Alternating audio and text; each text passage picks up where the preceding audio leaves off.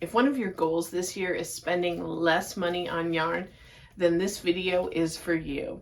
I'm going to go ahead and jump right into it because this first area covers a couple different aspects, and it's FOMO, fear of missing out. The best way to combat FOMO is to actually not expose yourself to as much. If you're wanting to spend less on yarn this year, the first step would be to unsubscribe from yarn company emails. Now, keep in mind, this doesn't have to be a permanent thing. I guarantee you won't forget about the yarn companies and they won't forget about you, but just go ahead and hit unsubscribe. You can resubscribe at any point in time and start getting emails again, but by constantly being inundated by sale emails, you're creating that environment in your brain of fear of missing out. If you've been purchasing yarn for a while, you'll know that yarn sales happen literally all the time. You don't really need that sense of urgency that the yarn companies would like you to believe. You'll probably hear about major sales anyway from other people in the yarning community. You can always, if you hear about a sale, go check it out, but definitely hit that unsubscribe button, even if it's just temporary, even if it's for a month or 3 months or 6 months or whatever you want that to be, and that would help you meet your goal. Go ahead and unsubscribe. Second area of FOMO is kind of funny because it's not really in my best interest if you do this or other yarn tubers, but the other thing that you should do if you're wanting to spend less money on yarn this year is don't watch haul videos. So I love a good yarn haul. I love purchasing the yarn. I love showing you the yarn. I love talking about the yarn. I love watching yarn hauls for sure. But by watching them, it creates this false sense of urgency that you need to go out and buy whatever that person just bought. I know for me, even after cleaning up my yarn room and I was like, whew, this is a lot of yarn, I still watched a few hauls and I was like, maybe I should go check out that site.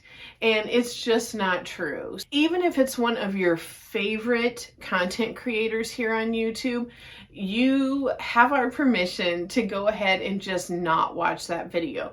You can totally skip it guilt-free if you're trying to spend less on yarn this year.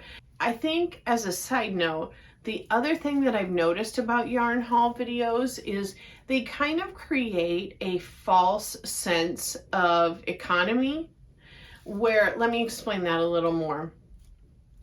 I think when you see some YouTubers, especially YouTubers with really large channels, where they are making a lot more money off of AdSense than smaller channels do, I think that okay, let me say this differently. If you're watching a YouTuber do a $300 or a $500 yarn haul, and you watch that over and over, again with different yarn hauls, it kind of like makes it seem in your mind that that's a normal thing to do. And it might be normal for that particular YouTuber to do. You got to take into consideration, YouTube is a business, and, if you are putting out, a lot of content and a lot of tutorials and making a lot of projects, or if it's someone who makes a lot of projects to donate, like you go through a lot of yarn. I mean, we all know it takes so much yarn just to make a blanket or a sweater. But when you're watching hauls that are in the hundreds of dollars over and over and over again, it really creates a false sense of what's a normal amount to spend on yarn. Where if you walked into Joann's, you might spend $20 or $25. You got to take that into consideration. What is normal and what is a YouTube haul? Those are kind of the two big ones that I want you to focus on this year if you want to spend less on yarn. But I've also got a few smaller ideas to kind of help you out there too. And I would suggest that if you are looking to do a project and you check whatever pattern you have and it calls for a certain type of yarn, instead of just immediately ordering that yarn from the pattern, check to see if you have anything compatible in your yarn stash, which is why I advocate having a yarn stash. And it may seem counterproductive to be doing a video about spending less on yarn and saying have a yarn stash, but I've purchased most of my yarn stash on sales and clearance and closeout so that I do have those to pick from like it's my pantry. I suggest doing that. So check your yarn pantry for any compatible yarns to a pattern and see if there's something there you can use first. I'm not saying don't order any new yarn, but definitely just see if there's something you already have that would work just as well or nearly as well. So keep in mind that there are certain times of the year that certain stores do have good yarn sales. I always like to participate, if I can, if it's possible, in the Hobby Lobby's 2 annual sales. They do one that is a clearance where they mark out all the stuff they won't be carrying the next year. And then the next one that they have is a DIOT sale where they're still carrying that yarn, but they're getting rid of all the odds and ends of DIOTs that they don't have a lot of, or they bring in the new ones for the year. I know in my mind that that particular sale, up until last year, was always held in June, and then the DIOT was held in September. And last year it was earlier because they were doing a massive reset in all their stores. So to be honest, this year I don't really know what month it will happen. And I just don't know if I will be able to take advantage of it, if I will get to a town with a Hobby Lobby at the time that they're having. But I do try to keep that in mind so that I can kind of budget out and think, okay, you don't really need to just be shopping for the heck of it when you know that there's a big sale that you'll definitely want to participate a little more hardcore in. I got a gift card for Christmas for $75 for Hobby Lobby, so I'm going to hang on to that, and I am going to use that towards that sale, assuming I can get to it and participate in it. So that's another tip I would suggest doing where, it is fun to go spend that money on a gift card because it feels like free money. It is fun to go spend that right away, but it might be smart to hang on to it a little bit longer and apply it to that total that you would spend in the big clear out sale. I've done that the past few years, and like when I got all of this stuff right here, I had definitely spent a lot, don't get me wrong.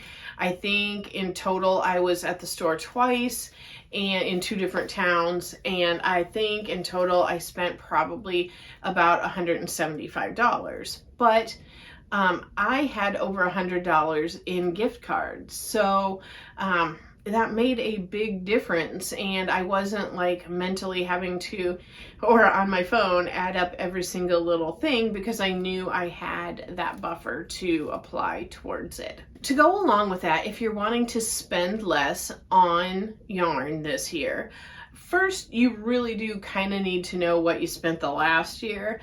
But if you don't want like a actual monetary total, because sometimes it can be hard to face our spending.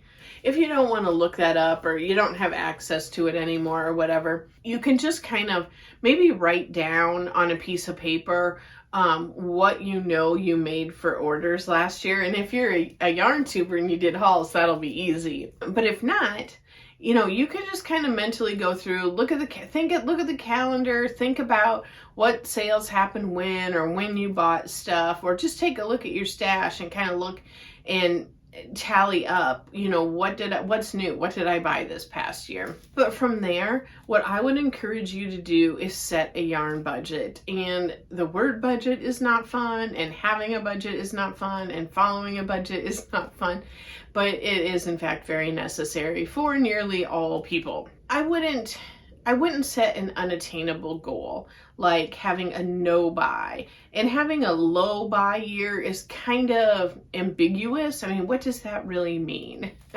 So I'm not really going along with that school of thought, and I'm not saying no yarn, we're not buying any yarn this year. But what I would encourage you to do is set like a $10 or a $15 or a $20 budget per month. And by doing this, I mean, if you think about it, that's pretty reasonable. Even if you set it at $20, I mean, think about all the things that you can spend $20 on pretty darn easily, and maybe what you could swap out if you're wanting to make an even swap for something else. But if you just know you've in the past historically spent a lot on yarn and made a lot of yarn orders, you know, $20 is probably less than you're spending. I know, you know, especially if you're going like how a lot of the websites have, if you spend $35, you get free shipping. So you can pretty much wager that you probably spent at least $35 on that order, if not more, if you're just trying to, you know, round that for the sake of easy math. But if you were to take that $20 and just put it away, don't necessarily spend it. If a sale does come along that you do want to participate in, how awesome is it if you have 3 or 4 months worth of guilt-free, budgeted money set aside for yarn? You know, you might have $80 there when in the past you would have felt guilty and just spent, you know, a $20 or the $35 order to get free shipping. But this way it does give you that leeway to really enjoy it guilt-free. And I know I'm just throwing out an arbitrary number of $20, but it can be whatever really fits in your budget, depending on, you know, what else you're budgeting for, what your bills are, what your income is. It's different for literally everybody. I just thought $20 was a good starting point because that's $240 a year for yarn. And I mean, while we all know if you're trying to make a sweater or a blanket, it does add up pretty quick. That's still a decent amount, especially if you do have a yarn stash. Another way to save money on yarn this year is if you have any other friends in your community, like within driving distance, I would suggest seeing if anyone wants to do a yarn swap. There is potential that they have yarns they're not interested anymore, and you have some you're not interested in, and see if there's any that you guys would be willing to swap. You can always set up like a private Facebook group if you just want to throw up pictures on there, and you can, you know, only have the people that you're, you know, you can limit the people going in, so it's just you and your friends. Or you could do a group text or messenger, but go ahead and throw those pictures up and the info about the yarn and see if anybody wants to make a trade. You might be surprised that something you don't like anymore, they really want, and vice versa. Another thing you can do is look for patterns for scrappy projects. There are a lot of videos out on YouTube. I have one on a scrappy beanie, and tons of channels have them, but look for specifically labeled scrappy projects, because that is a good way to use up yarn where it's just kind of odds and ends that don't really seem valuable, but do add up over time. Like this isn't enough even for a baby's beanie, but if I added it with other acrylic number 4, it might turn out to be something really cool and scrappy. So look for scrappy projects. More projects without buying more yarn. And one thing that I really tried implementing last year was to try to look for yarns that are all in a color palette. So I have a video on my channel, and I will go ahead and link it up here, but it deals with finding color palette inspiration. And in that video, I kind of walk you through some different places online and like physical, like where to look for color palette inspiration. By purchasing yarn in a color palette, you have a far greater chance of being able to mix and match, and also trying to always have yarns that you like on stock. I'm not saying get rid of the yarn you already have, but from here on out, maybe just look at, having 5 or 6 colors that are kind of like your go-to colors that you can pull from. I know I have really enjoyed working that way. I've got these, and this is kind of what I'm going with. I have these cinnamon swirl cakes. These are cloud cakes, sorry. The cloud cake in a lot of those colors. And then let me grab, this is the cinnamon swirl, where it's got all these great colors again. And see, it just, again, they don't have to be exact by any means, but just in those kind of similar color families, so you have, like I said, a greater likelihood of being able to pull from your stash and grab things that all coordinate. And this last one is kind of tricky because it can lead to a little bit of that FOMO as well. But if you have somewhere in your area where you can go and they have quality thrifted yarns, I would suggest taking a look.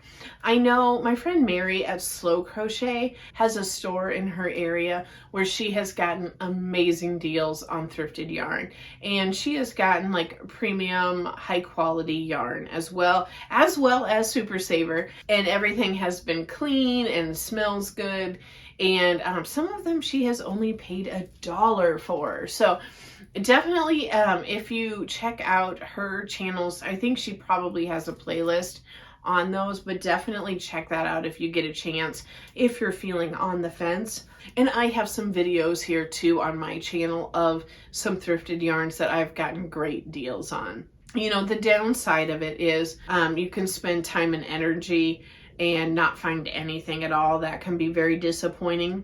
Or sometimes you can feel like you have to continue to check back over and over and over. I mean, that's kind of the way it goes with thrifting, is you have to check back. If you're not familiar with Claire over at Woodshed Theory, she has found, she lives in California, and they have Savers out there. That's not a thrift store I'm familiar with, but she has gotten amazing deals, and a lot of it has been Noro yarn. But, in her case, she has to go there sometimes, multiple times a week, every week, because they're cycling that yarn through. They're putting some out little bit by little bit. But it's very interesting to see some of her hauls that she has with thrifted yarn. So again, if you are not sure, check out Woodshed Theory and her thrifted yarn hauls. It might be what you need to get you to cross that threshold if you have never thrifted for yarn before. And the final tip I have for spending less money on yarn this year would be to choose patterns for the yarn you already have. So a great example, I know Yarnspirations does this. You can go and you can check their website. Most of their websites have a blog section with patterns, and you can go and check out what they have for that yarn. I know I have so many Ogo yarns, which if you ever have not watched my 2 truths and a lie video, just kind of a fun, silly video I did where I told 2 yarny truths and 1 lie.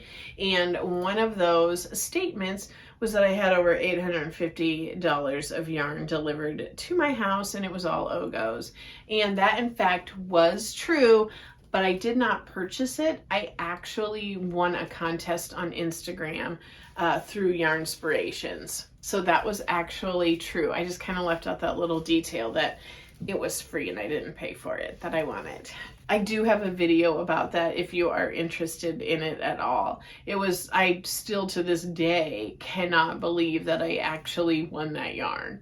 But having a surplus of Ogo means you need Ogo, I about said recipes. I do that so often, that you need Ogo patterns. So check for those first. Look at the yarn that's in your stash and say, what can I make with what I already have? Instead of searching for patterns and then thinking, oh, I gotta find yarn for this. Speaking of Ogos, my friend Litza does have a series over on her channel, Coco's Crochet, where she is working through a bunch of Ogos. And Ogos are not native to Australia where she lives, but she was able to get a surplus of them at like a discount store.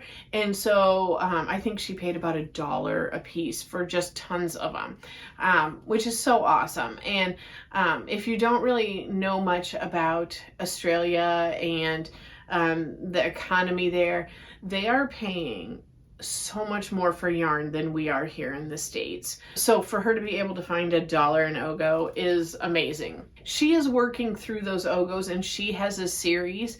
How many Ogos does it take to crochet a ... So that's another great resource if you are like me and have a bunch of Ogos. But yeah, check out the manufacturers and see what patterns they suggest for the yarn you have. Is spending less on yarn one of your goals for this year? It's not really one of my goals, but I do want to be more mindful.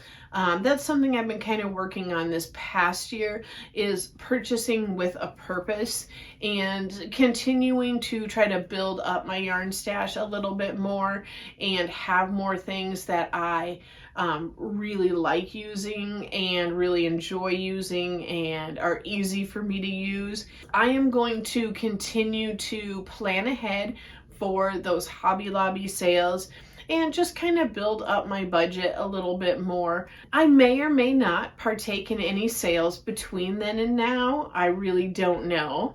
But there are definitely times in my life where I have had to definitely be much stricter with my budget than other times. And that is just fine. It's smart, actually. So if you are on a yarn budget, or yeah, you need to pull back in this department this year, there is literally no shame in that. Just go in it with a positive attitude and use these tips to kind of help you tackle it. Let me know in the comments, are you struggling with this? Is it super easy to not spend as much on yarn? I would love to know how you're feeling. I have got a video up here that I think you will enjoy watching. I appreciate you guys hanging out with me, and especially everyone who made it to the very end. Thank you so much for being here. I appreciate you. Bye.